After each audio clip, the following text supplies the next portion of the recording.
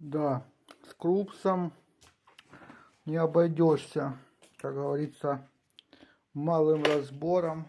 Пришлось все прям на болты, потому что тут просто ужас, что творится.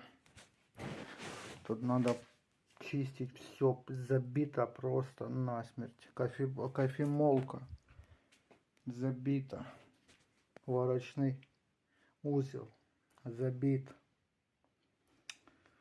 Ну, крупс у нас всегда грязнуля был.